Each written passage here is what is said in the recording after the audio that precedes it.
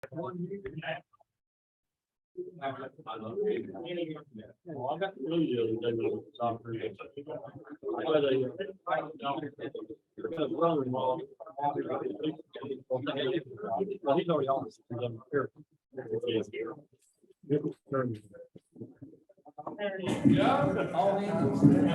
right. Well, welcome everybody to the October 11th, 2022 membership meeting at Delta Amateur Radio Club. Before we get started, I think it's Joe addressed some of this already, but if you're on Zoom, please make sure that you hit mute and that you also add in your call sign with your name, so that way when Carolyn goes back to do the minutes, she can see who everybody is. If you're in here in person, thank you for coming in person. We're going to kind of get into a few things a little bit later, but during the break, if you have not already, we have the sign-in sheets over there. This is your first time here since COVID, so I know we've got a lot of new members, several are here tonight. Or if it's been a while, don't forget that we have snacks back there, different drinks, some hot coffee. So at the break, we'll take that if you're going to grab with you before our program gets started. That's a great time to do that. All right, so before we get going, we're going to vote on the secretary's minutes and treasurer's report.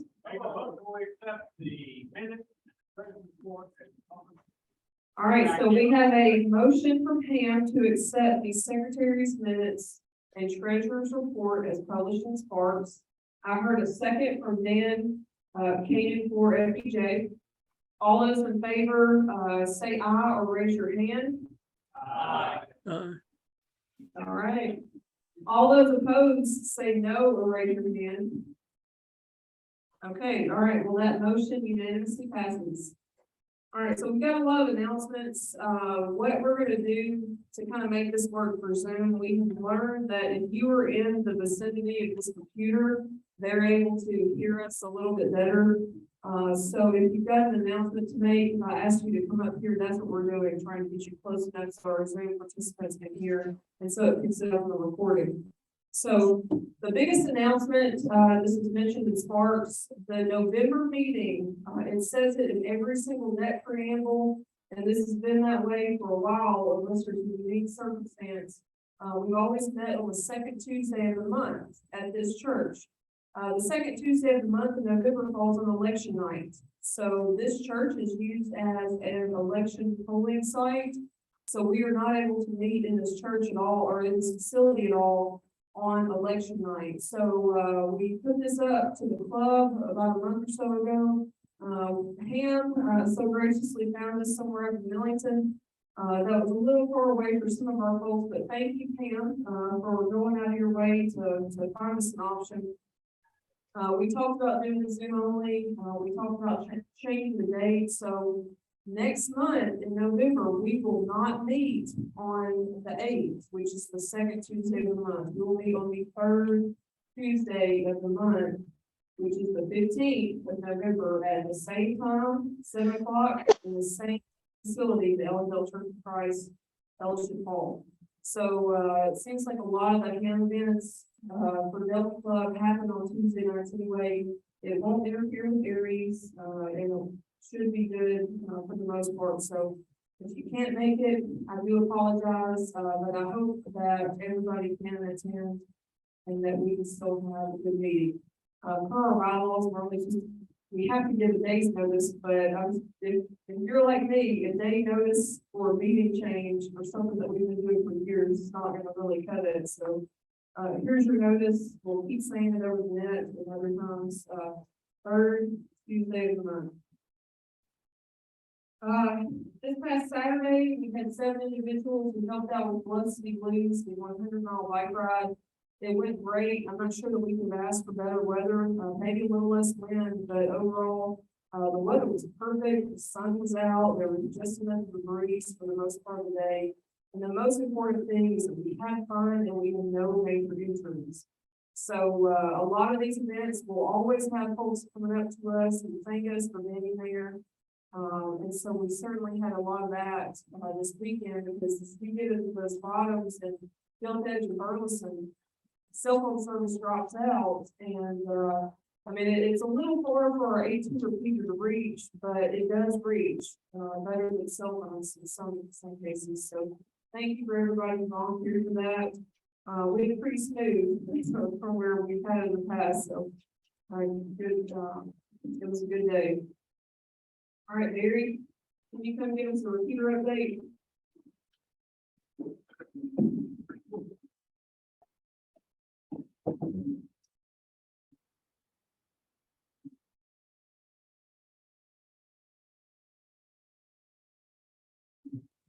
Okay, first of all, extremely happy that I kept checking in with Mary Jean and others, but right now it's supposed to be great. Let's see, the still don't know why it's working, or why it wasn't working, but I'll take it. We did that spin, had somebody tell me whether the reason. Anyway, so that's gonna stay on the back burner until something else happens. The 440 repeater, I was able today to actually replace power from hours. And, I have about to back to see if it works. So, maybe I have a spare. And, but, 440 is good. But, all of that,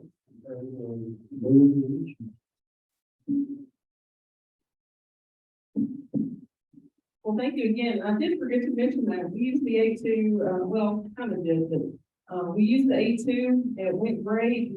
Everybody's coming in, even folks who were stationed up in Tippecanoe County, and they were nice and clear, had a strong signal. So really couldn't have asked for a better day with the way everything played out. All right, so the WildNet took a break over the summer, especially while the A2 repeater issues were being sorted out. And so we are starting that back up. So this Saturday is going to be the first day since our break that we're going to start that back up. So Saturday at 8:25 p.m. on the 146.82 W4BS repeater, we're going to start the WildNet again. So it's a lot more informal than the Delta Club Information Net. It's a great time for WILES to check in. Because I know a lot of the WILES tend to be a little more shy when it comes to talking on the radio. So if you've got a WILE at your house who doesn't like to get on the radio, that's a great time to encourage her to get on and talk with some of the other WILES. We welcome the OM to check in as well. We love having your support. We do ask that on the first call out, try to reserve that kind of for the WILES, and then after they call back on this, check in again, but we'll all take it too. So, but again, WildNet starts back up this Saturday at 8:45. All right. Joe, do you want to go on and give the training update? All right, training, we have a general class, license class starting November the 7th. I've got 8 or 9 already signed up for the class. So that's good. I would like to have 10 or more. It's from November the 7th through December the 12th, depending on whether we finish up our material in 4 classes. If we go to 5 classes for the material, it'll be the FCC test will be given on December the 12th. If not, we'll give the test on December the 5th. And then we look forward to in January doing an extra class, and then possibly later, mid to late February, doing a new technician class. And that's it. All right, thank you. Any questions on Zoom or in person for Joe about the training classes? All right, thank you, Joe. All right, so we have a request from some members to place another polo order. I've got two examples up front. The one on the left-hand side is the men's cut polo. The one on the right-hand side is the women's cut, so it's more fitted. But, I only got the pricing for the cornerstone polos, which are what these are. They've got the pin sleeves, the tactical, they call them tactical, but, the pin sleeves, so you can put pins in your sleeve pocket. They've got little mic clips, so you can go up there and look, so that way you can have a mic, where it clips on either side. And then, they seem to be snag-proof, polos, so I wore one out to do a bunch of lumber last summer, and I honestly expected to have a big rip in the polo, and they held up this time, so, they seem to be holding up great. We've got a lot of good feedback. Prices have gone up a little bit this year, no surprise there. And then there's also a few sizes that are not in store or not in stock as of a few weeks ago. So if you want to get a polo, we'll probably leave the ordering open for about a month or two. So that way there's plenty of time for you to consider it and everything. So you can email me, my emails and then Sparks newsletter. You're welcome to call or text as well. We can go from there. But, the checks, let's see.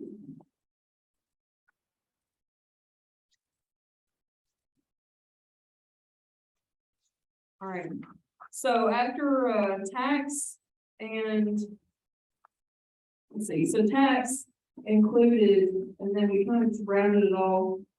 An extra small or an extra large would be 41. And of course, this is embroidered with the Delta Energy Radio Club logo. It's got your name and call sign as well. So $41 for an extra small, all the way up to an extra large. If you do 2X, it's going to be 43. A 3X is 47, and a 4X is 49. So I mean, they will have a little bit with tax and everything else going on right now. The only downside is that a lot of the popular sizes, the men's size, are going to be sold out as of a few weeks ago. So if you want one in the size that's sold out, or not, I guess I should say out of stock or on back order, let me know anyway, if you know you want one. That way, if something comes open, our representative will be able to lock that in, and that will be good. But if they're not in stock, we can't guarantee you're going to get this as everybody else.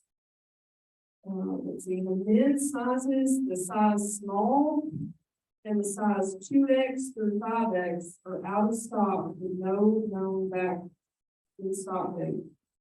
And then all the women's sizes are available.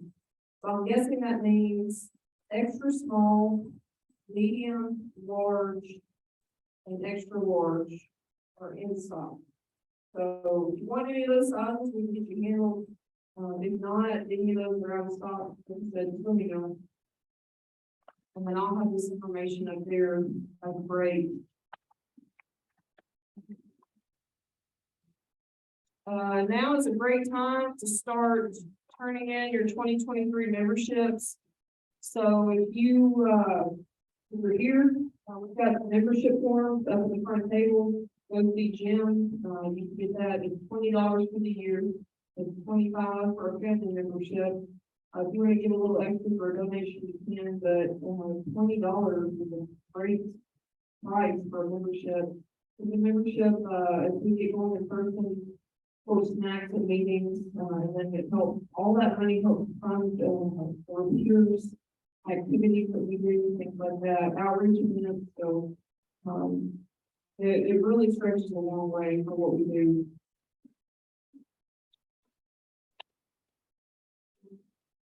All right, so this was referenced in Sparks, and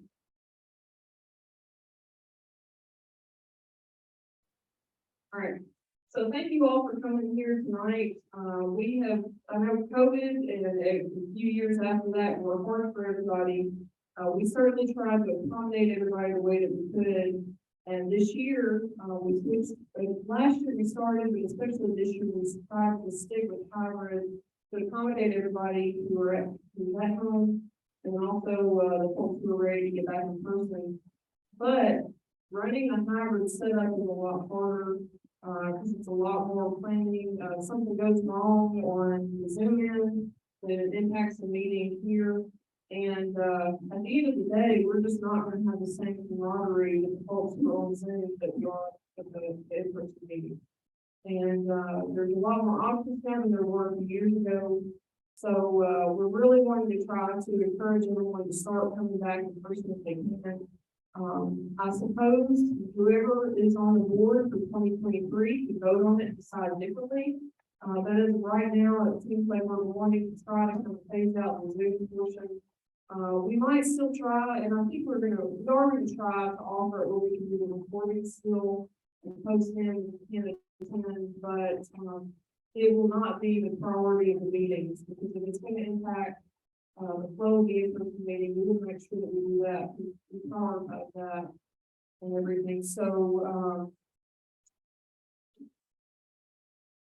thank you for being here. We're kind of taking that attitude, and if you don't like it, I would encourage you to run. You've got the next elections next month, and I'm sure you'll do great with that.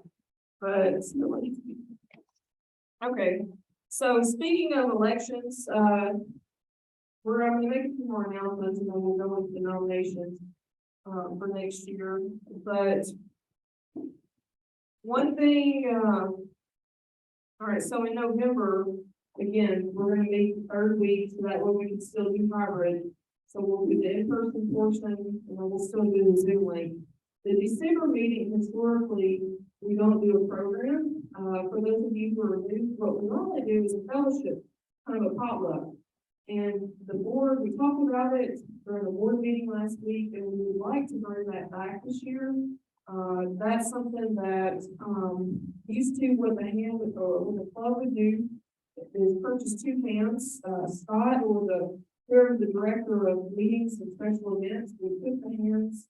And then so the club would provide the hams, and then all the other members would provide the sides, the desserts, maybe a few other meats, things like that.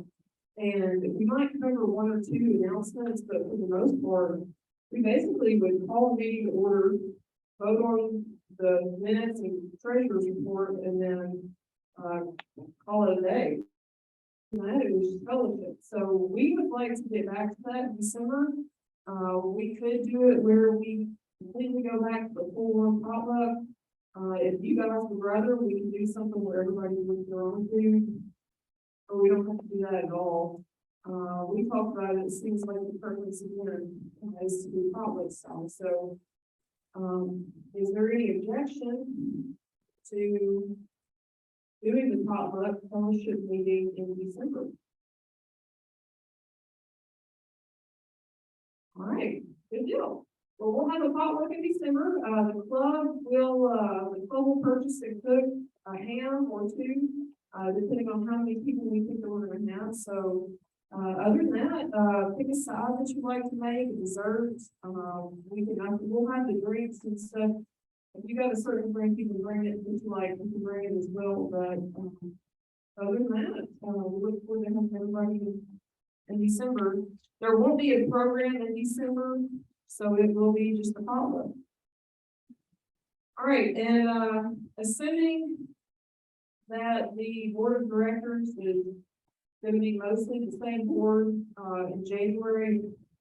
One thing that we talked about as well before COVID, we used to do anybody who would attend a meeting would fill out an attendance ticket. And the more meetings that you would attend throughout the year, of course, the more tickets that you would gather over the year. And in November, at the election, the meeting where we do the election for the board of directors, we have drawings. So you're not paying money to get this. It literally comes down to who's attended meetings and who hasn't. And in the past, we've had antennas, we've had, I think, TVs that we've given away, and we've had blankets. Oh, mostly a lot of radio stuff and radio supplies in here. So the club normally budgets so much money to purchase for kind of these gifts and everything. So again, like the other, is there any objection to starting back that back up in January, so that will be the tickets for the attendees of the meetings. All right, good deal. All right, and with that, so John, you're gonna come up here, he shared the board of directors, the 2023 board of directors nominating committee. And so the way this works is that in our bylaws, we've got it stated that, we want to have a nominating committee that selects, nominees who run for the board of directors. Technically, we won't vote on these until next month in November. And so, just because somebody is nominated tonight does not mean that they can't be nominated next month. Basically what this does is there's not many of us who volunteer to serve on the board. It's our way of, I think, making sure that we've got folks who will serve on the board. So, this is going to be a slate of nominees that this committee came up with. And if you would like to run against anybody, if you would like to serve in a position that might not have any nominees, you still have a month to get that in and do that. So, here's your month. All right, good evening. Thanks, Mary Jean. As Mary Jean said, we've had a subcommittee tasked with finding the board of directors, finding nominees for next year. And I'd like to thank Joe Lowenthal and Terry Hayes and Terry Blackwell for serving on that committee with me. And so here we go. For president, we have Mary Jean Hall, vice president myself, treasurer Jen Martin, secretary Paul Broom, director of training Joe Lowenthal, director of publications Mike Harrison, director of meetings and special events Scott Adams, and director of programs is yet to be filled. So I'm still looking for anybody that is willing to serve in that capacity. That position simply is tasked with lining up somebody to do it. A lot of time, but anyway, we're still looking. So if you're interested in that position, please let me know. If any of you are interested in running for any of these other positions, also let me know. Get your name on the ballot for this month. Does anyone have any questions?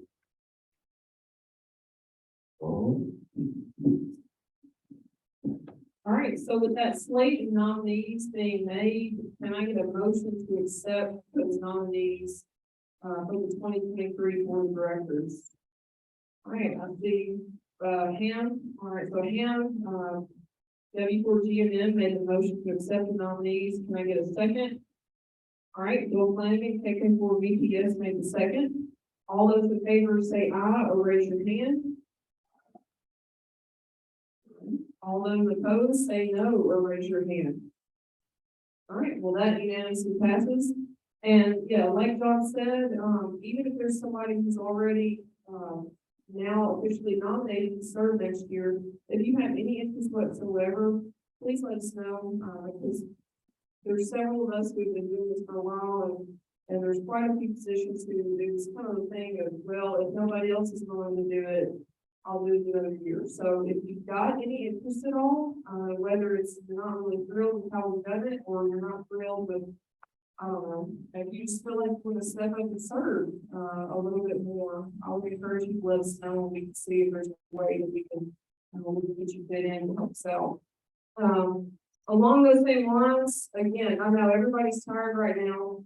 Feels like some people have been running into nothing. We probably all have to an extent, but if there's any way that you're in that anybody can help out, whether it's something simple like coming early or staying late after meetings to kind of help clean up, whether it's volunteering to coordinate some events, we've had a lot of good ideas, but we just don't have the manpower to coordinate them. So anything like that, even if you don't think that you can commit to a full year position to serve on the board of directors, I promise you there's probably a way that we can get you to help. So whether it's radio related, whether it's writing, social media, whatever, let a board member know, and I'll promise you we'll find a way to use these skills that help the club and the radio.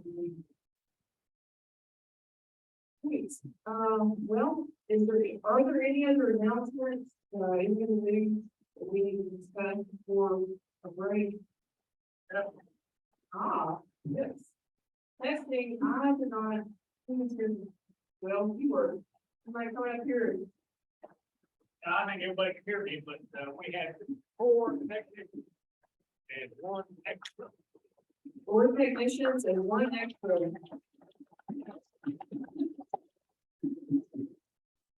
Well, I'm curious, do we have any of those 5 individuals here? If you can stand up or raise your hand. Awesome, congratulations.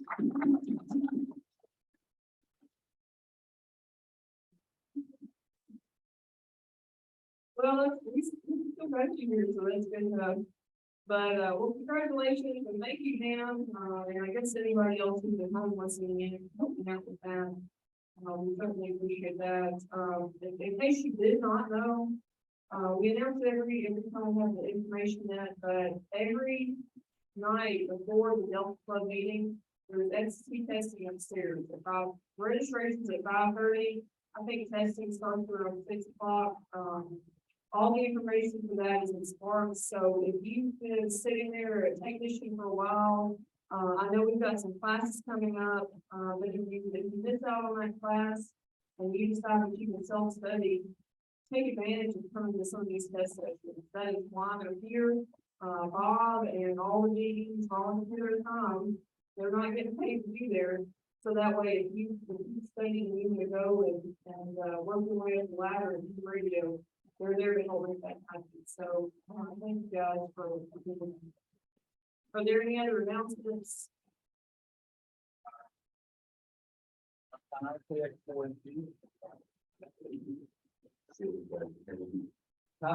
Mary Jean, Yeah. self-introductions. Oh, yeah, thank you. All right, can you hear him? All right, sorry. So, I used to work up at Newport Steel in Northeast Arkansas. It's a kind of a tough spot up there because there's not very much coverage of ham radio at all. A couple of years ago, they lost their only 2-meter receiver, which really served a lot of southeast Missouri, as well as Wiseville, and a little bit across the freedom to like across the river into over there into or what's the town over there? Dyersburg. Yeah, right across the river in Dyersburg. A lot of folks can use that receiver. Long story short, we finally got a little group of people together. We got a DMR receiver that's supposed to be coming on air tomorrow. So that's the K8ZT receiver that's up there. If y'all are up in that area and you're around Wiseville, we got folks up there and that part of the county up there, Tennessee, they can try that out. I believe, it got approved by all the repeater councils for 444.175. And I think that's going to be okay because it's not going to be up there as high. So the power is not going to be, I think it's 40 watts, so it won't be a mega repeater or anything like that, but it's so flat down there. Anyway, I just wanted to let y'all know in case, there's folks that are thinking about getting into digital or DMR. It can be a lot of fun, and the National Weather Service is going to be linked up there. That's the point of doing this, to give people a way to talk back in National Weather Service as well as kind of extend ham radio out to that area. So if you guys know anybody up there, encourage them to get on, and let's see what happens. It's a big experiment. It's like a lot of ham radio, so we'll see what happens. But we're encouraged by the fact that the company stepped up and paid for the whole thing. As a service to the community, Newport Steel paid for the entire thing, lock, stock, and barrel. It was a commercial repeater. It's a brand new Motorola. And the cool thing about those, I won't get off in the weeds too far, but you can literally just put the frequencies in and you can set it up to Brandmeister right out of the box, no modification. It will just join the digital network over the internet. And then you've got, of course, the local repeater, and then the ability, if you've got internet at the site to link out and get back to national weather. So that's the point. Is trying to get some more hands up there. So I don't know, I may end up interfacing with some of you guys and getting you guys to come down here, or maybe at some point we go up there and do some kind of a class or something like that. I don't know. But I have a heart for the folks up there. They just don't have a repeater. We've got obs and gobs of them down here. So but I wanted to share that with everybody. And I'm handing the mic back to you. Thank you. What's your call sign? 0834 Mike. Thank you very much. All right, any questions from him about that computer? Okay, well, thank you for sharing that. That's pretty neat. And then you kind of mentioned that, and again, this kind of ties into what I mentioned earlier. I mean, if you guys are interested in doing anything unusual, like getting a group together to offer to drive somewhere for like a mini field trip or do an unusual activity or something. If you guys are willing to kind of coordinate that up, we can help promote that and see what happens. So I know a lot of us are kind of just spread thin as we can for what we can coordinate, but if any of you guys are interested in doing something like that, let us know, and we can certainly make sure that's mentioned in Sparks and help advertise that as well. So we need any other announcements or information? All right. Well, with that, so again, with the hybrid thing, kind of throws me out of the loop for a minute, but I forgot to do introductions earlier. So what we're going to do is we'll start back over here. If you guys want to introduce yourself, and that way after that we'll take a break. And it just kind of helps us get to know each other for those who are here. So if you're on Zoom, hang tight. But if you can start us off and just name call sign. K8ZT.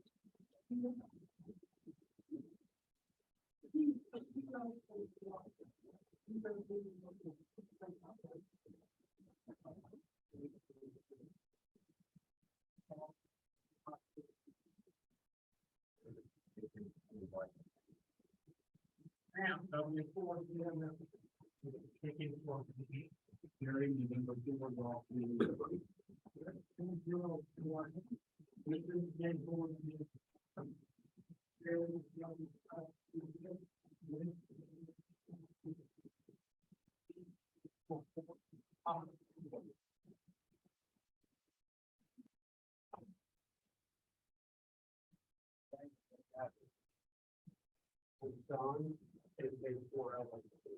Dan, for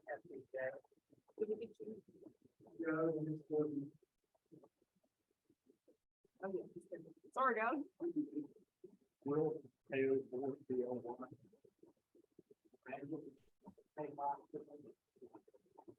Larry, they form history. John, they for the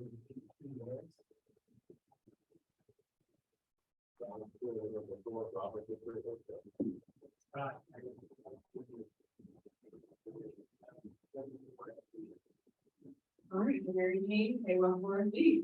So, all right, so normally we'll do the introductions at the start. I apologize for that, but we're going to take about a 10-minute break. So if you're on Zoom, I'm going to mute us here, but feel free to talk amongst yourselves. And then guys, if you take 10 minutes, you can pay Jim, if you've got your membership dues, sign in, snacks, and then just, let's get to know each other again. Mary Jean, quiet your mic. What? Silence your mic if you would during the break. Okay.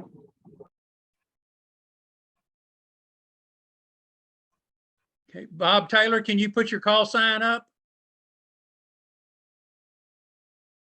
You're muted. Do you know how to put your call sign up? I don't know how to put it Okay. on there without signing Put out. your pointer in your picture, in the top right of your picture, and there's a blue box with 3 dots in it. Top Click right. on the blue box. I don't see that blue box. Oh, You see your picture? yes, Okay. Put your pointer on in your picture, okay. and there's a blue box. Oh, I see it. Click on it, Okay, then go to rename, okay. and then type in, I guess, get rid of the 1 in parentheses and type in your call sign. Oh, okay.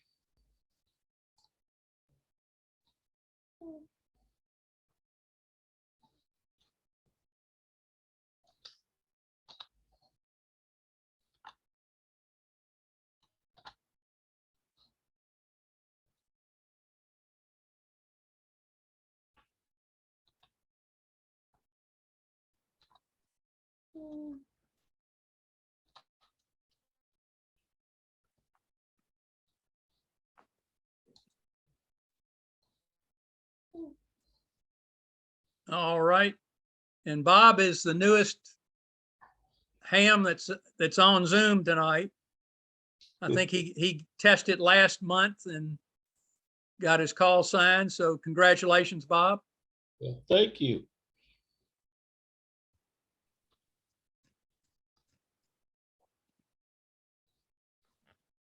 I Have love you- that. Do you have a radio yet, Bob? I got a radio, but I don't hear anybody on the radio. What kind of radio is it? I got that that Explorer, Oh, okay. and but I don't and I put in all of the repeaters, Frequency. but I don't hear anybody. Okay, one of the things might be is that you might have the decode function on that you shouldn't have on.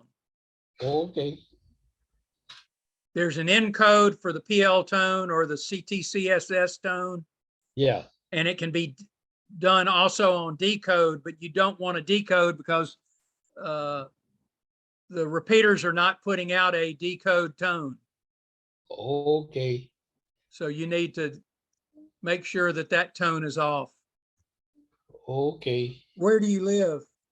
I live at 102 Walnut Ridge Lane in Cordova. Okay. It's right there at Walnut Grove Road and Sanger, right in that area. Okay. Yeah, you should. Are you on the south of Walnut Grove, No, I'm north of Walnut Grove? I would I thought Walnut Grove ran East, east, it goes east and west. yes, and So I'm on the eastern end of that. you're where? I'm sorry. Toward the east, I'm east of Germantown Parkway. Yeah, but on Walnut Grove Road, are you north or south of Walnut Grove Road near Sanger? Oh, I'm north of Okay, Walnut then Grove. that's good because Walnut Grove is a ridge right there at Sanger, and if you're to the south of it, you can be blocked. Yeah, Your signal I'm can be blocked. north of it. You're north of it. Yes. You probably have a decode function turned on that shouldn't be turned on. Oh, okay. I'll check into that.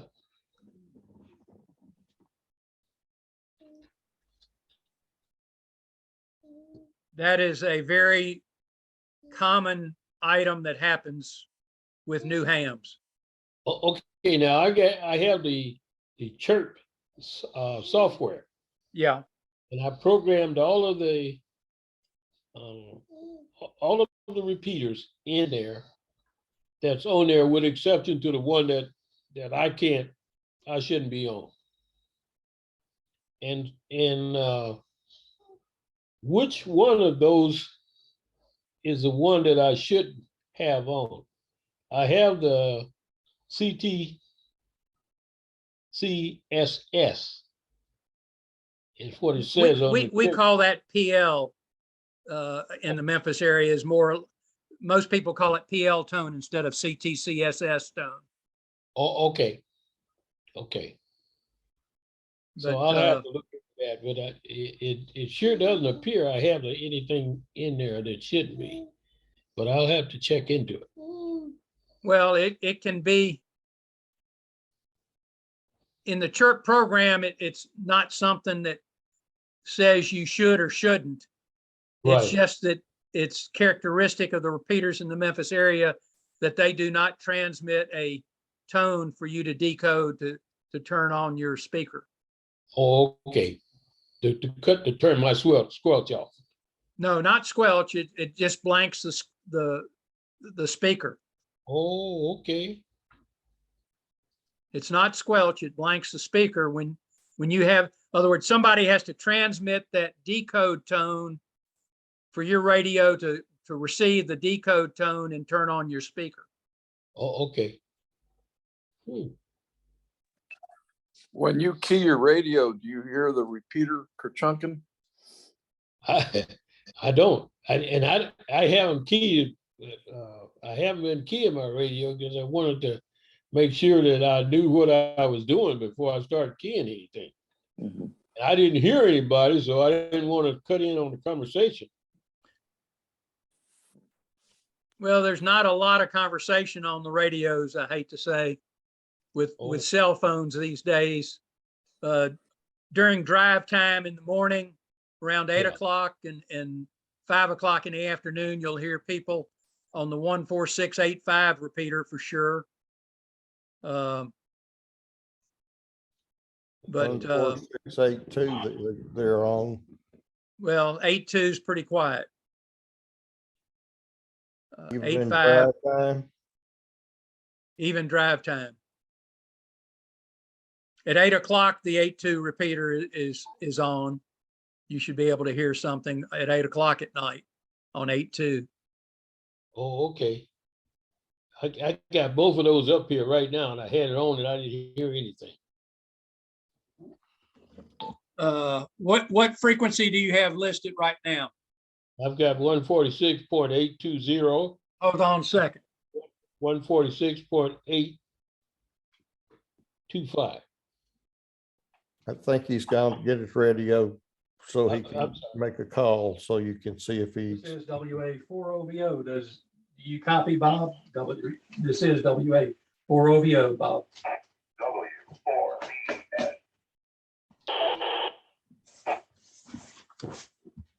Did you hear anything, Bob? Oh, No? Okay. You might have your squelch too tight. okay. I'll check. That could be another thing. Mhm. All you need to do is have it on like 1 or 2, Yeah. level 1 or level 2. Okay. Can you hear that? Yeah. Oh, okay.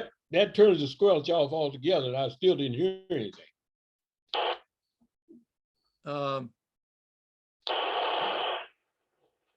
Yeah, 14682 minus 600 kilohertz and a PL tone of 107.2. 7.2. Right. Yeah, I got that. And that tone is in code. In other words, you're transmitting it up to the repeater. You do not want to have that on to receive. Oh, okay. Okay, now here's the letters. If you're familiar with this radio, I don't know. The HS looks like W. HSW. I'm not familiar with the radio. I've never seen that radio in I person. see. I see. That's that radio has only been out since the 19th of August. Oh, okay. I bought a Yaesu radio, and there was something wrong with the programming plug, and I couldn't get the plug to stay in the radio. So I called the engineer and everybody, and they kind of gave me the runaround, and finally I called the RT company where I bought the software, and they sent me another cable. Well, I knew that wasn't going to work because it wasn't the cable, it was the plug in the radio. When you plug that plug in, it wouldn't stay in. It would, if you let it go, it would just kind of drop back a little bit. So I set the radio back, and the lady called me up on the phone and said that they couldn't find anything wrong with the radio. Now, a 3-year-old could have found that problem. So I just told her to go ahead and charge me for restocking it and keep the radio. Don't even bother to send it back. And I was already out $45 just sending the radio back over there. I forgot to put the charging part of the charger and the little wall wart thing that comes with the charger. I forgot to put that in there when I sent it back. So I had to go down to the post office and mail that back. And I had already mailed the other part back through UPS. So I didn't want to bother with that anymore. And it's a good possibility I would have got sent another radio that had a problem with it anyway. So I don't think I'll deal with that company anymore. Who was it that you bought it from? Let's see.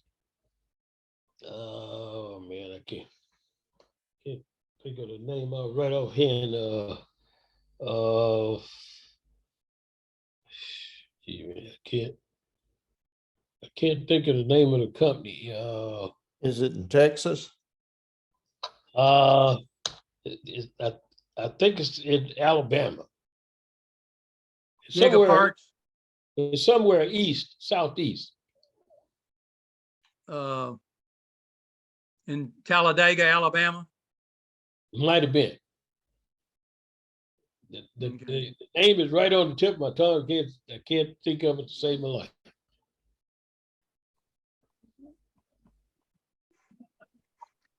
Well, Gigaparts is in Huntsville. Gigaparts. That's it. Gigaparts. Gigaparts is in Huntsville. Yeah. Well, anyway, that's the company. And the lady said, well, you better check with the manufacturer. Check with the manufacturer. And he said, I couldn't tell you anything unless I looked at the radio. Well, the problem with the radio when I first took it out of the box. Okay, it looks like they're getting ready for meeting.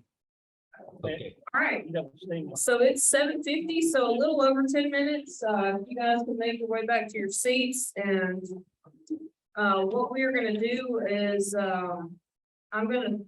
a moment, I'm gonna throw it over to Joe, and so that way he can play our program for tonight and introduce it. And then Joe, I'll say whenever you think is a good cutoff for it, dude, it's up to you. So, before we get started with our program, is there anything that's kind of like what we need to handle before that? All right, Joe, it's all you. All right, thank you.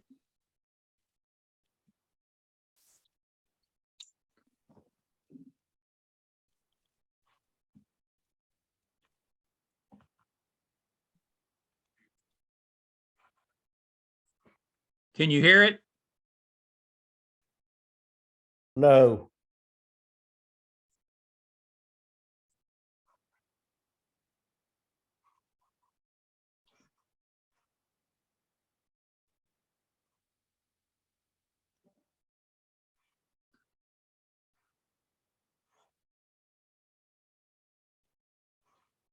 Let me.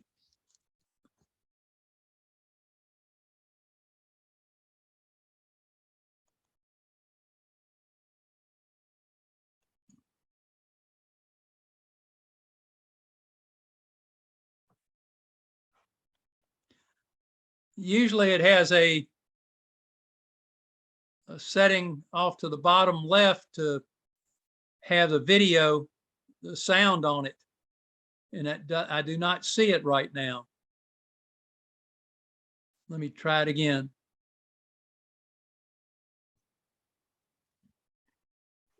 And you've done, try screen sharing when you do it too and see if that helps. I did screen share. And we only see you. Now we see the email. Now we see it. You do see it? Okay. Yeah, and play it for a minute too. It might be quiet for the first few Okay. seconds. I don't know if that helps. I'm not sure you've got it plugged.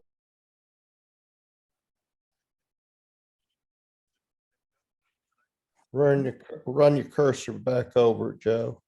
The volume was down. Hmm.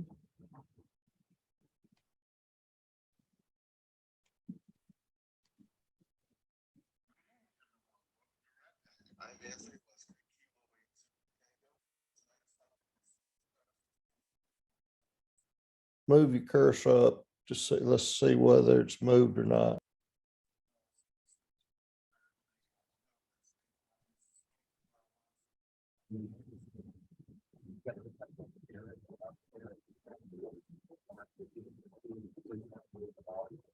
So, Joe, if you click on where it says present screen, and there should be, instead of a little caret that you can click on the option to present with audio and see if that helps.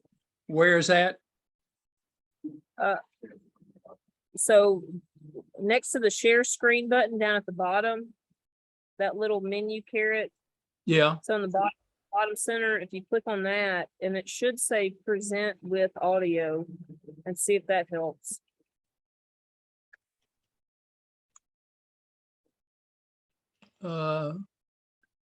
I don't see.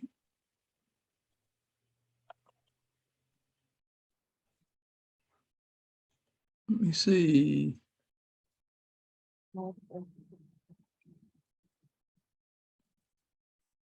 I don't see it at all. Click on share screen and see what you get.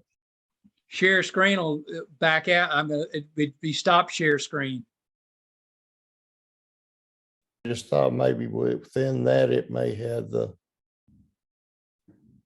thing that you need to punch.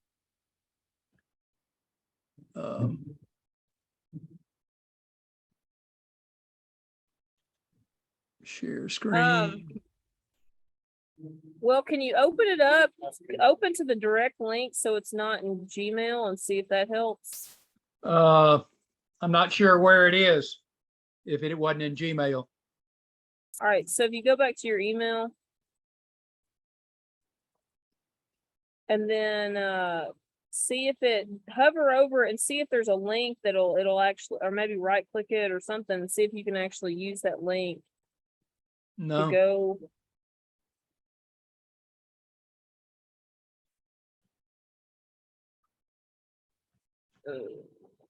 Scroll Nope, up. I don't see it. Can you scroll up? Can't scroll up. Or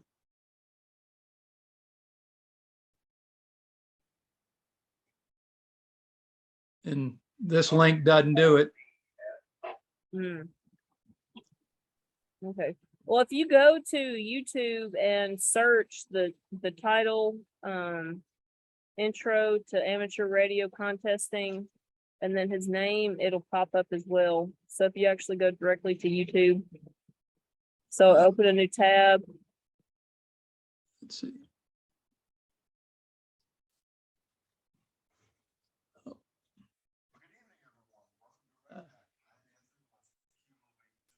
And I think it's youtube.com.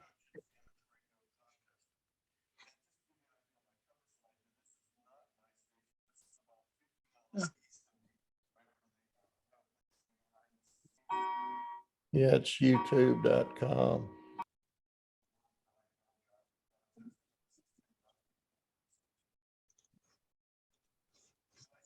Hold on. But so yeah, because if you Google him or search it on YouTube for that, you should see it as an option. See if that helps. Yeah, that should solve his problem. And I think the first few seconds are also muted as well, because that threw me off, and then all of a sudden you could hear them loud and clear. I don't remember what mark.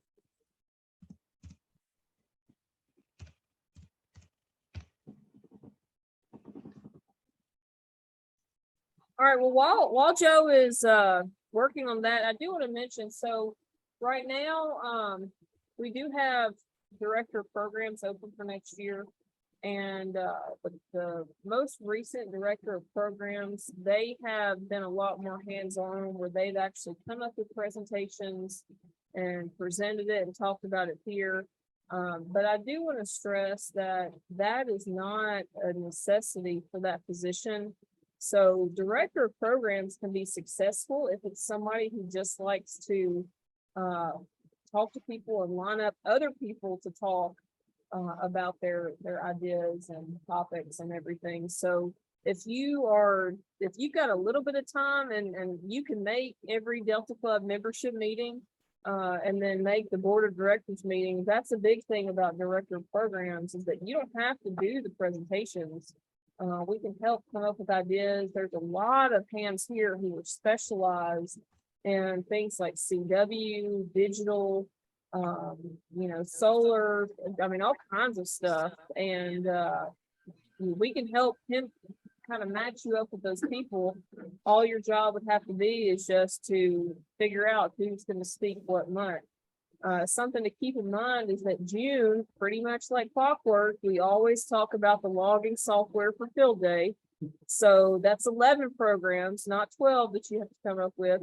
And just like we talked about earlier, and December, we don't have a program, so it's just 10 meetings that you have to line up other people to talk if you're not much of a talker. So that's something to keep in mind. John Reiner's also expressed that he might be willing to serve as director of programs. But if that were the case, then we would need somebody willing to serve as vice president. If somebody was willing to serve as vice president, essentially if I can't make a meeting, if I was the one nominated to serve again next year, you'd be the one to run a meeting. And then the big thing that we started as of last year is that the vice president is in charge of membership recruitment. So if you think that you've got some ideas on how we could reach some new members, how we could work with folks to have some fun activities for new members, and you want to talk to John and see, that might be an option as well. So there's ways that we can get you guys involved. It would certainly help make our jobs a lot easier if we could have every position on the board filled, and we could actually start doing some more fun stuff. Because some ideas that folks have talked about, we'd love to bring back some swap meets. We'd love to maybe do like a parking lot one or one here during a meeting or something. We'd love to kind of do some more fun events. So there's a lot more we could be doing, but it's only going to be we're only going to be able to do as much as we can do. So we'd love to have some help, and the more we can do, the more fun we have, the more we learn. There's a lot to learn about ham radio. So because it's been a while since we've had a fox hunt, so he was talking about, he had some cool ideas about doing some fox hunts next year. We'll try. If you guys are willing to help out, we'll certainly try. And look, Joe, I can try playing it here, but it's just not. It's the share sound and bottom left. So Can you look over there on the mute? can you hear it? Where it's shared. No, Because the share is under security where we do. Where you're presenting. the sound is cut off over here. If you look over here at the bottom, you've got your sound cut off. Oh yeah, the video sound is muted right now. Yeah. Can you fast forward the video and see if it's just that?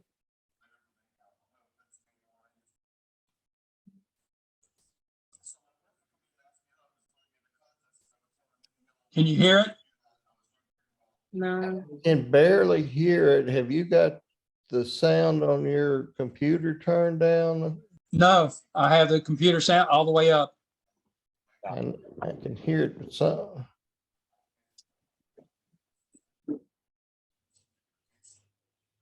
All right, so Joe, Hey, I'm gonna take control of the share screen Okay. real quick to see if we can figure it out. Oh, there we go. Okay, so all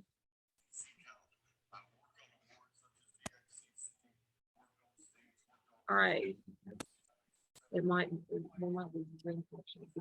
last time we did. All right, so Joe. All right, so when you click on share screen button down there, the box that pops up, the bottom left, you should be able to click share sound and see if that does it. Okay, there it says share sound. And then try it. In one of the three 160 only, or three or four 160 only contests that take place during the wintertime. It's a great time when there's a lot of people Can you on the hear it band now? and you can really try out Yeah. 160. Can you hear it now? Could you hear it? Yes. Total score in a given period of time. In most contests actually have multiple winners because there's multiple categories. So the beginning of contesting probably dates back to the 20s when the ARRL put on an activity called the Transatlantic Test. And the idea was to see if hams in the U.S. could work across the Atlantic to Europe.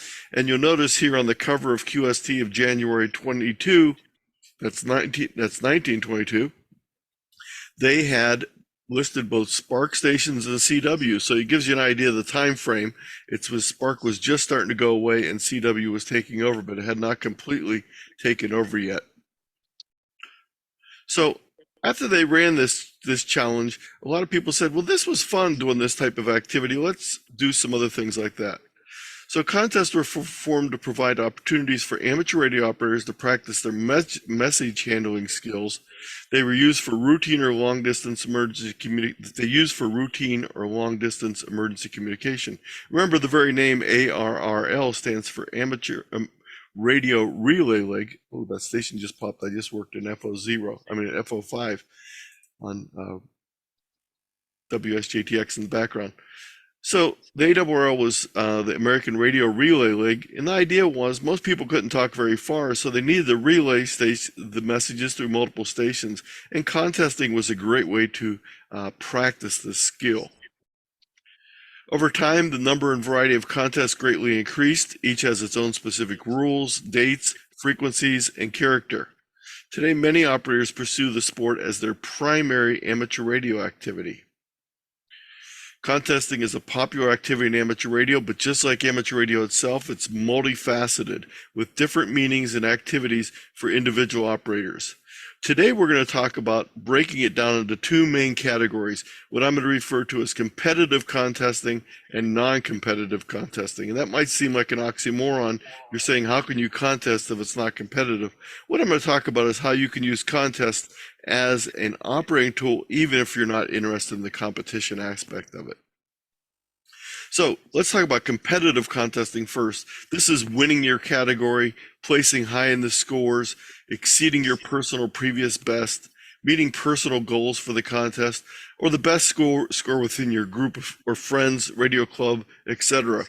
And this little printout here on the right is the top 10 for US and Canada scores. CQ Magazine, when they do their top 10s and top 5s, traditionally printed in a yellow background.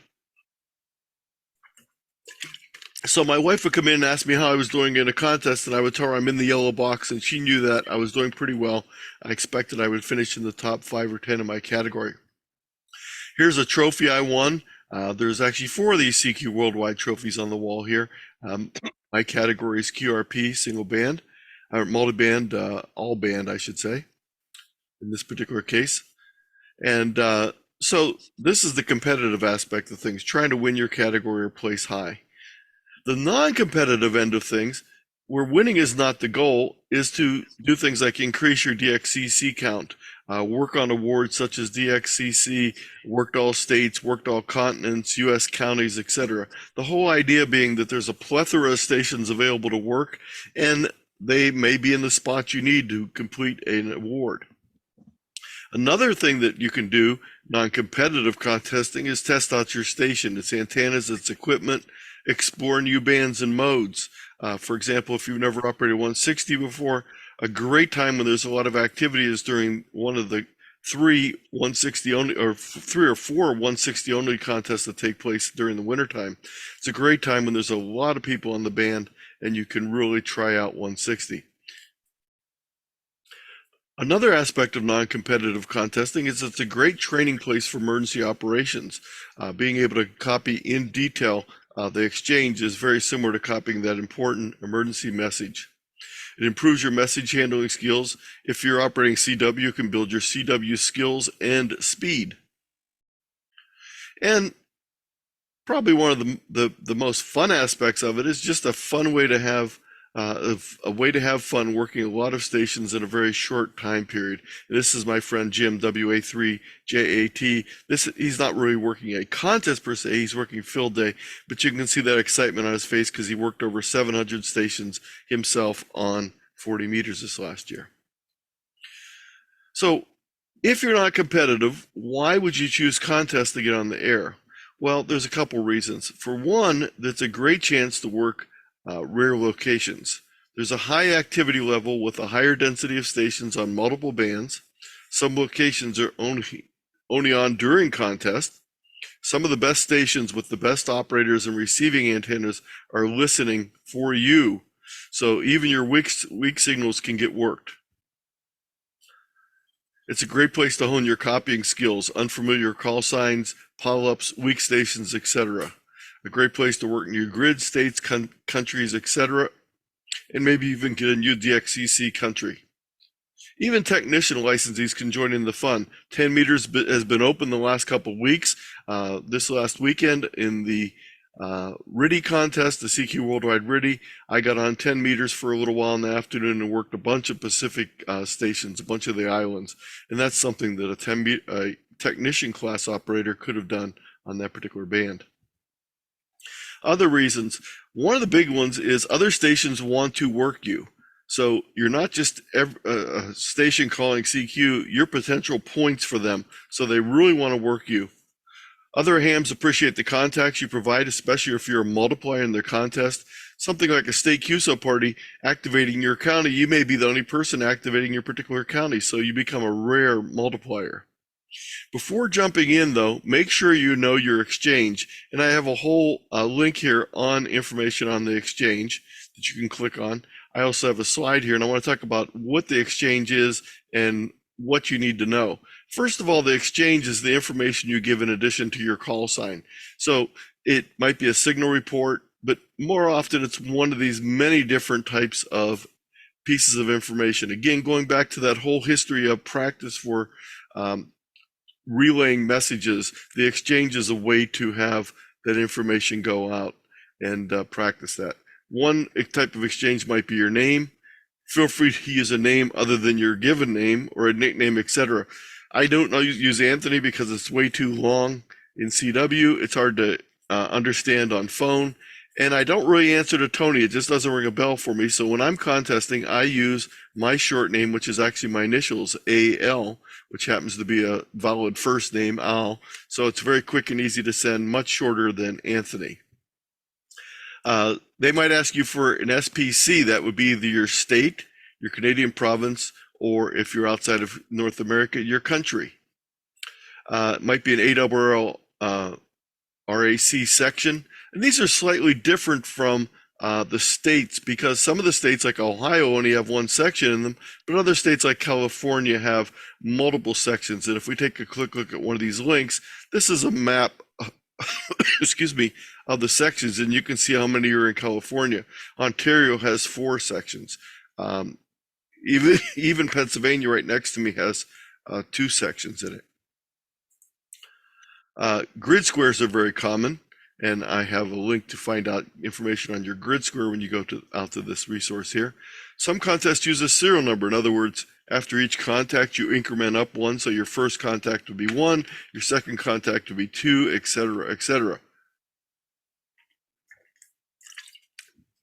Quite often when people are sending serial numbers with CW, they do a couple little shortcuts and a couple little tricks. I'll talk about the shortcuts a little bit later, but one of the tricks they often do is if it's a single digit, they might precede it with a T. So TT2 for your second and then TT3, simply so people know that they're not missing part of the number, that's the full number you're sending, especially if it's late in the contest and everyone's serial numbers is up in the hundreds or thousands, and you just jump in and give them a 1, they might be wondering whether it was really 1001. Your age is another exchange in some contests. Some contests use the year of your first license as a ham, usually the last 2 digits. So I would be 81 in that case because I got my license in July of 1981. Some contests use power output, and it's different ways of expressing it. Sometimes it's just approximate number of watts. So they'll give that, and it might be 5 watts or 100 watts or 1,000. That's the most common, but some people might give a different number, just, I don't know, for being unique. So there's one station that always sends 59999 for 99 watts. Other contests let you just have you give a category like high power, low power, or QRP, or they might have abbreviations like A class, B class, or Q class. CQ zones are very common, commonly used for 2 big contests during the year, actually more than 2. About 5 big contests during the year, sponsored by CQ Magazine. The CQ zones, here's the descriptions of each of the zones out there, and then there's also maps available, and I have the map here, and I'll bring up some of the maps here in a moment. We just do that real quick.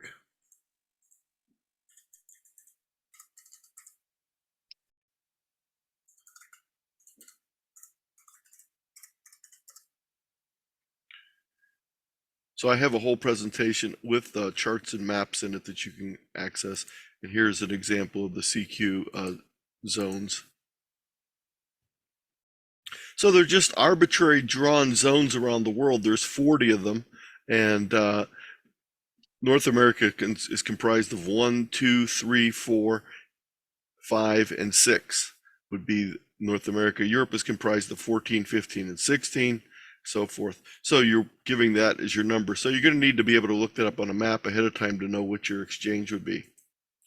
Then if you're doing something like a park activation, a summit activation, an island activation, you need to know the park number, the summit number, the island on the air number. Sometimes for club sponsor contests, and they'll exchange a number. So for example, FOC, the SKCC, the QRP ARCI group, all give numbers out to their members, and they exchange those during contests. And then the last one on this list is category. So it might be like mobile, rover, home, fixed. This is very common during field day when you're used to giving the number of stations you're transmitting at the same time and a designator. So different types of categories. In addition, some contests combine more than one of these. So they might combine, for example, the serial number, the ARRL section, and the first year license, like they do for the ARRL sweepstakes in November. We'll talk more about exchanges a little bit later. Some other reasons for non-competitive contesting: it allows you to evaluate your station's performance, experience and learn propagation effects, and you can choose how much time you want to spend. You can spend an hour, or you can spend the whole contest. Go full time with butt in the chair. That's what BIC stands for. The more butt in the chair time you have, the more competitive your entry in the contest would typically be. And you can send in a log if you want, or if you don't want to, if you're not worried about the competitiveness, you don't have to. Just let me warn you that I've one time had a Sunday afternoon to kill in Albuquerque. I was at a hotel with just my FT8 and the rubber duck. It was the Vhf Uhf contest. I went out on the balcony, used some of the balcony and downsprouts as reflectors and directors, and worked a number of states on 6 meters, sent in my log, and I ended up getting first place QRP category in the New Mexico section. So you might want to turn in a log because you might get an award. Now, one of the things that's very interesting about amateur radio contesting, it's different than a lot of other sports in that you get to pick your own playing field. In other words, you can choose the type of contest, the type of activities you want to participate in, how you want to participate in them, what categories you want to enter a specific contest, what power level, what bands you want to operate. So you actually get to adjust your own playing field. And you can do that based on your interest in different modes. So if you're a CW operator, you might want to enter a CW contest. If you're a phone operator, you might not want to stress that. You might like to do both. depending on what your operating skills are like, you might be able to sit there and work all the different bands, or maybe you just want to limit it to working a short time on one band. The radio equipment and antennas you have may determine which contest you want to participate in, and again, how much level of competition you want to put into it. You can also choose contests that favor your geographic location. For example, being in the middle of the country is great if it's a contest that involves working U.S. states, whereas being on the East Coast is great for working European contests. Being on the West Coast is great for working Asian contests. You might use it the way to increase your DXCC, worked all states totals, and you might want to consider winning and getting in first place. Now, when you're picking the contest, just like in a sporting days event in olden days, you need a program to know the game's players. In amateur radio contesting, you need a calendar to know the playing field. So there's different contests throughout the year, and there's a number of different calendars available. Each of these is a link. The one that I like a lot is the WA7BNM contest calendar by Bruce Horn. It's a very, very thorough one. It's probably the most thorough one out there. I also like the DL2 NBY calendar because it is a series of Google calendars that you can add to your own Google calendar, so you can actually import it into your own calendar and see it on your calendar instead of having to go out to the site.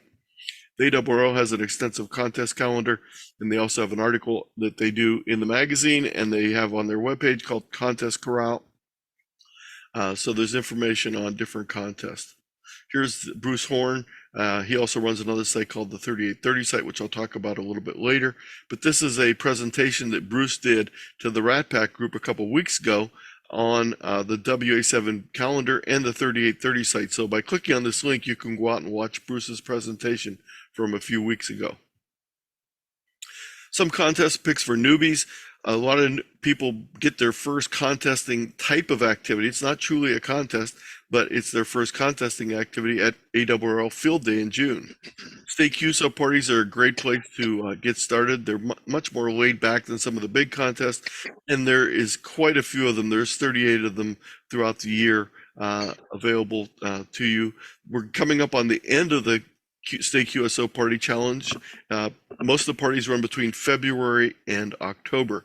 This weekend, Saturday and Sunday, is the biggest State QSO Party of the year, though. It's the California QSO Party. So if you want to jump into a contest and you know what state you're in, oh, that's the exchange. You just have to give them your exchange, unless you're in California, and then you'll need to know what county you're in. There's VHF and UHF contests, which are great for technicians and anyone else, but they're great places for technicians. There's also very short 1 hour contests during the week. These are weekday contests, so they don't tie up your weekend. There's a phone fray on Tuesday night, which is a single sideband contest. The CW ops have the mini CW test. There's 3 separate 1 hour contests during the day on Wednesdays. The K1 USN on Friday night and Sundays is a slow speed net. And there's a new one, a medium speed net that's just been started by the Long Island CW group, which I don't have in this list.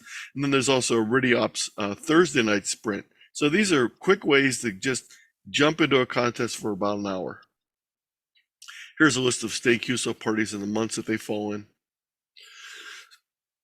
Some of the contest picks for DXers are the CQ Worldwide DX, probably the biggest contest.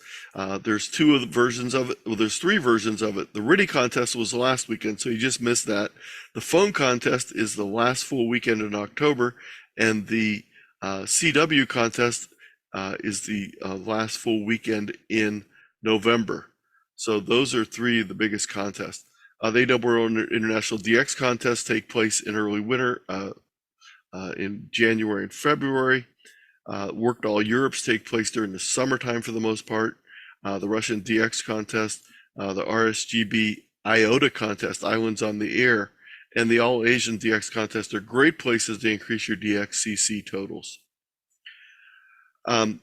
There's actually a presentation by Bill, AJ8B, that he did for the QSO Today Virtual Expo back in March, called Chasing DX During a Contest. And he talks a lot about not trying to be competitive in the contest, but trying to be a DXer and work more DX entities. VHF UHF contesting is very similar to HF contesting, with quick exchanges, points per contact, and multipliers. The multipliers in a VHF UHF contest are typically grid squares, and with the microwave contest, they're grid squares out to the 6th digit. And I have a link here that help you find your grid square. You can go out here, punch in your information you need. It talks first about what grid squares are, and then you can go and put your information in and find out what grid square you're in the U.S. Here's a map of grid squares in the U.S., and you can use this map also if you want to find your grid square. But I suggest you just punch your address in on this couple of these links on here and use one of these tools to find your grid square. By the way, even if you're operating in other activities such as state QSO parties where you need the county, or you're doing POTA or SOTA, I strongly suggest you find out what your grid square is going to be, because someone might ask you what your grid square is. Also, if you're doing a POTA or SOTA operation, make sure you know what county you're in. So if a county hunter wants to know what county you're in.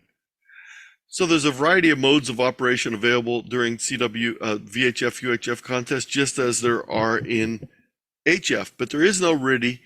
There's single sideband as the predominant mode with a little bit of CW, but recently we've been getting a lot of FT8 and FT4, and there is still a little bit of FM activity out there, FM simplex. So even if you just have an HT, you might be able to make some contacts.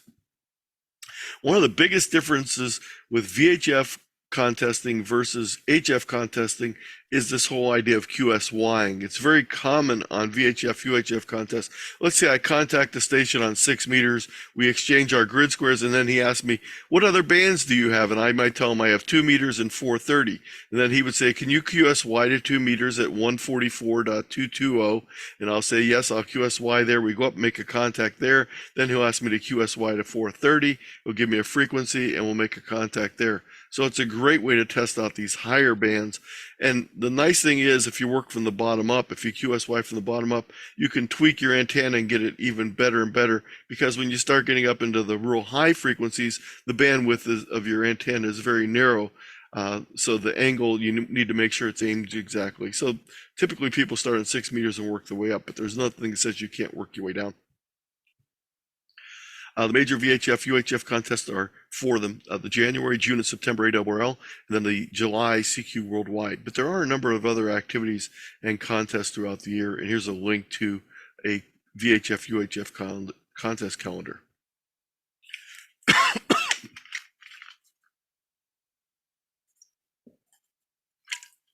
There's a number of myths about contesting. Now let's go ahead and debunk some of those right now. Potential and beginner contesters may encounter a number of myths about contesting. Some people say it's all about the equipment. You might say that my HF antenna is not good, new enough for contesting. You need an amplifier to contest. You need a tower and beam to contest. None of these are all absolutely myths. The truth is, even simpler, older radios can still make contacts. It's not the equipment, it's how you use the equipment.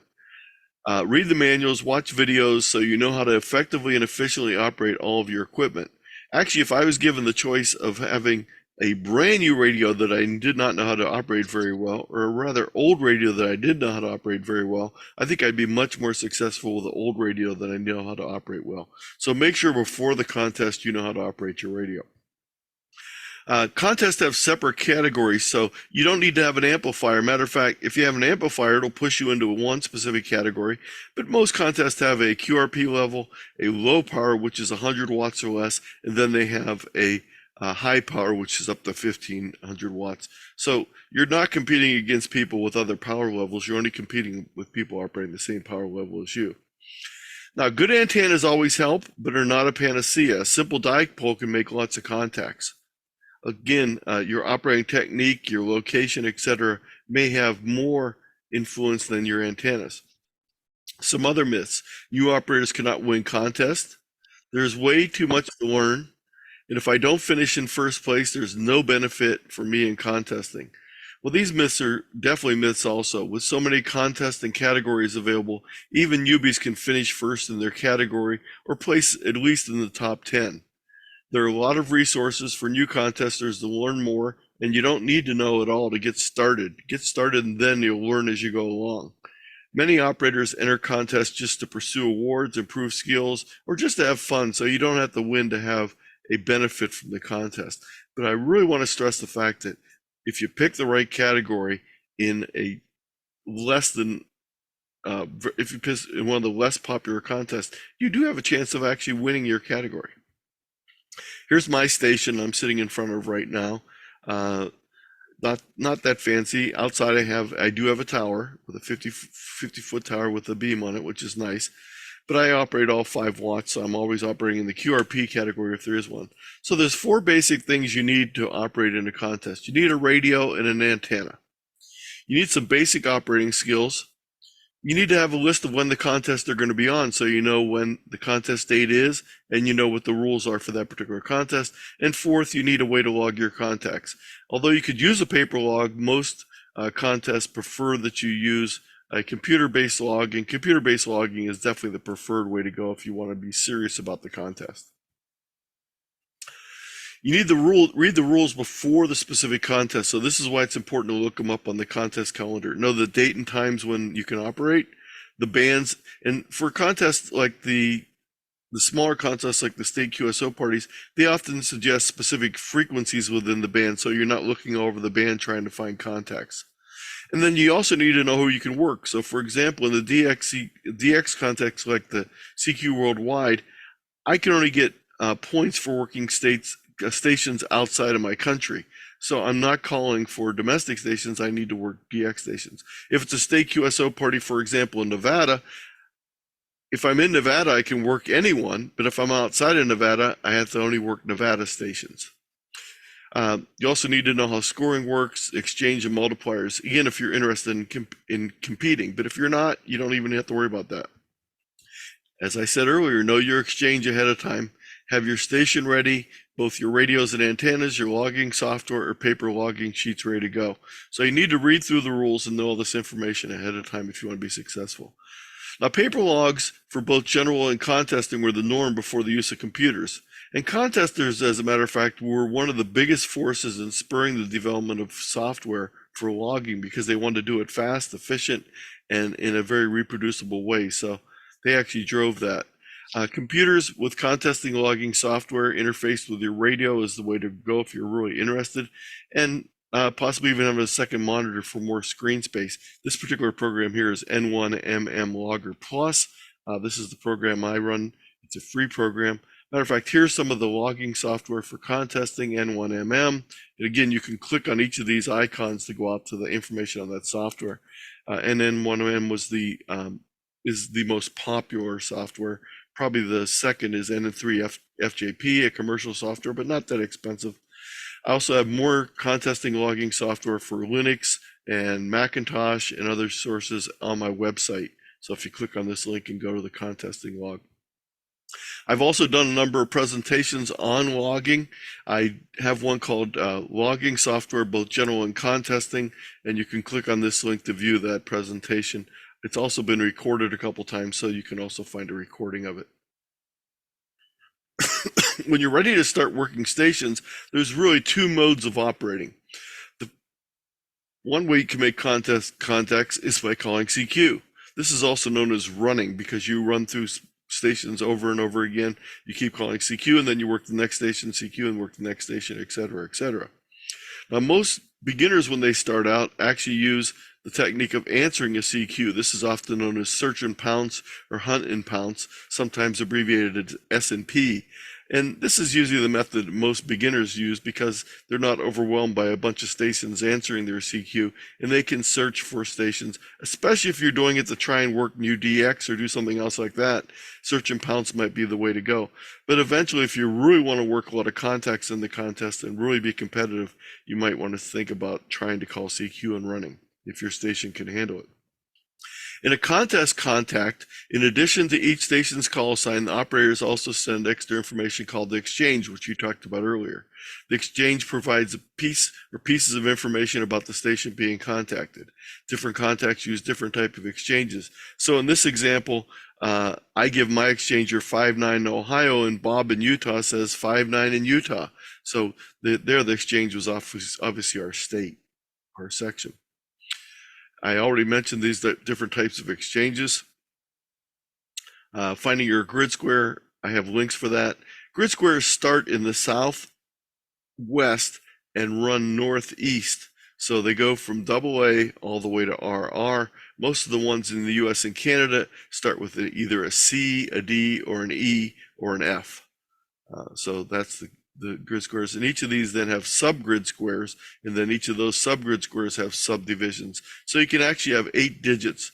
Most of the time for major contests, you're using the 4 digits. So my grid square would be Echo November 91. But my subgrid square is Echo November 91 HE Hotel Echo. As I mentioned earlier, you can click on this link to get to that page that I showed with all the charts and maps in it. I also have more information on exchanges and maps on my website. So here's a typical contest exchange. Station A, CQ contest, Kilo 3 Lima Radio. And Station B answers Kilo 8 Zulu Tango. And Station K3LR goes K8ZT, you're 599, actually be 59. This is a phone contest. Tim in Pennsylvania, 59 Al, Ohio. Thank you, QRZ, and they give their call sign. So that's why they would do it. And again, that's just a mistype on there. They'd say 59, not 599. On CW, it's even slimmed down more. CQ test, K3LR. I send my call sign, K8ZT. They respond with K8ZT 5NN. The N's are used as cut digits, and we'll talk about those in a few minutes to mean nines. Tim, PA, 59, 5NN, Al, Ohio. TU, thank you. QRZ, K3LR. So notice nothing superfluous, no copy my call sign, your exchanges. We're just given the basic information.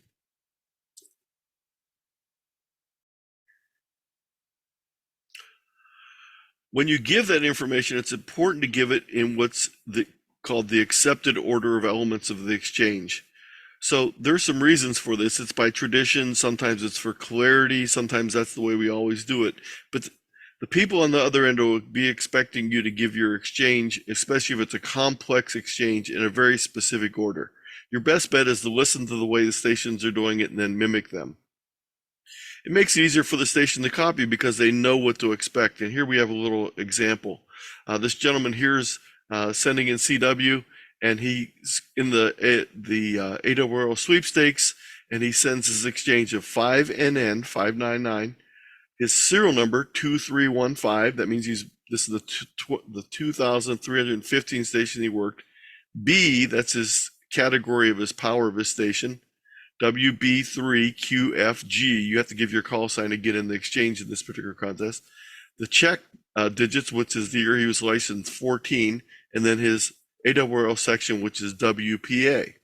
And the young lady goes, Roger, Roger, thank you. She got everything because she was getting it in the order she expected.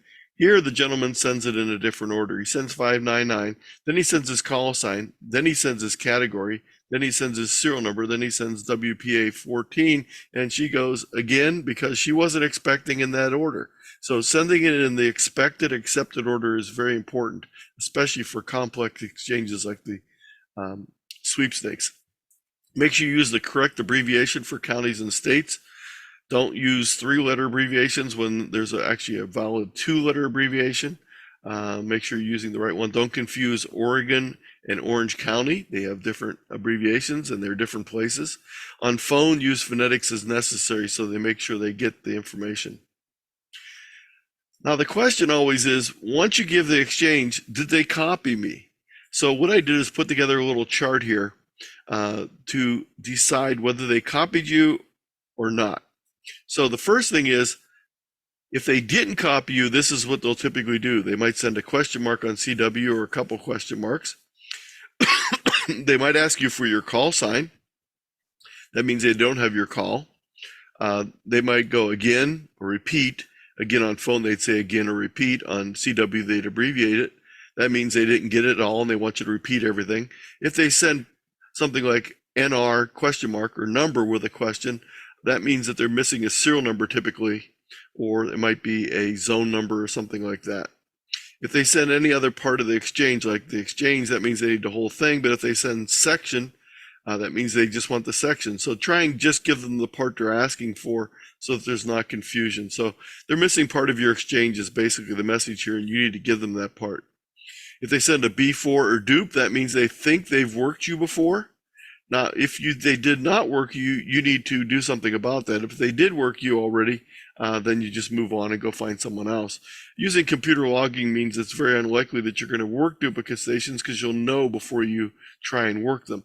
So typically when someone says B4 dupe, they might have copied someone else's call wrong, or they copied yours wrong. So for example, maybe they thought I was K8 GT, and they thought they already worked me. We often get our calls mixed up. So I check my log real quick, and I know that I didn't work them. So I'd say, no, I'm not a dupe. I'm Kilo 8 Zulu Tango. And they hopefully get my call right this time, and we work and we're done. If they send an NIL or say not in the log, that means they did not copy you. Don't log the contact. It's not valid. That means no, I didn't work you. If they send later or sorry, that means no contact also. And they mean try later, not a few seconds later, a few minutes, or maybe even a half an hour later. And write down the frequency and make a note for yourself, and then try it a little bit later. Band conditions might change. If they did copy you, hopefully they'll send something like TU, or say thank you on phone, or R, or an RR, or they'll say Roger. They might send a QSL.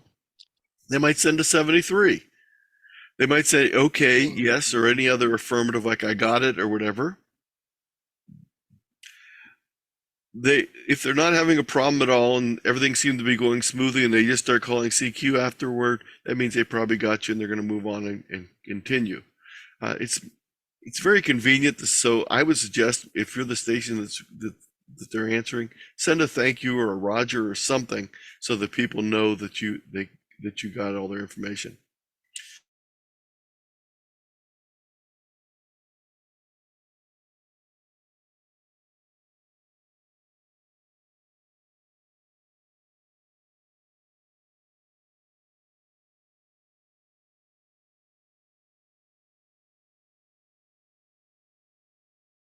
Is that it, Joe?